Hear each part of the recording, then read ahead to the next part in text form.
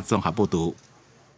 国防部长伫台海周围又搁侦测到中国的7架军机甲6架军舰，另外搁有一粒空飘气球是飞过咱的海峡中线。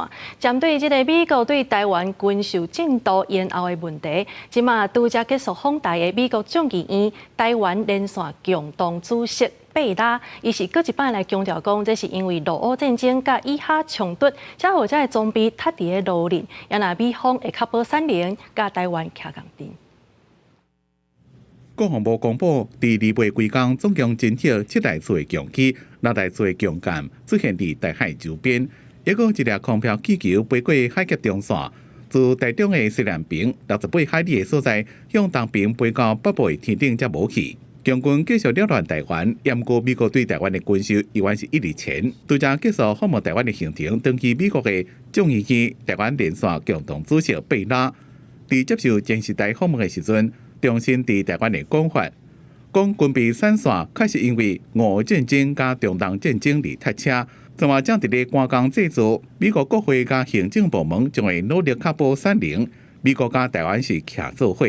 Within Congress, there's a recognition of the importance to get these indigenous production lines in the United States up and running, modernized, working with industry, but also then to work with friends and allies to.in the region to also create some production line. 贝拉也强调，美国向北京传达的信息是希望维持现主席的状况。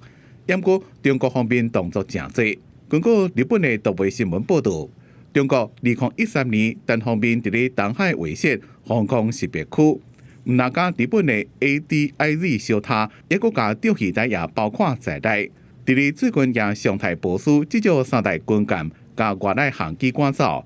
定定甲日本的护卫舰相对，日本媒体认为目的是为着要阻止日美伫咧台湾有事时阵支援台湾。比如说，驻韩的美军航空部队往南支援的时候，中共可能就会在这里设下相关的这个主角区。但是无论如何，中共它的军事力量还是不足以在台海就是发动战争。特别是如果美国跟日本来协防的话，那中共胜算就更低了。多支分也分析。甲封锁台海比起来，中共伫咧东海行动是更加注重伫咧整体地缘政治的布局考虑，是想要凸显伊的主权甲地权，也为着要争夺这个地区的油气产的资源。记者综合报道。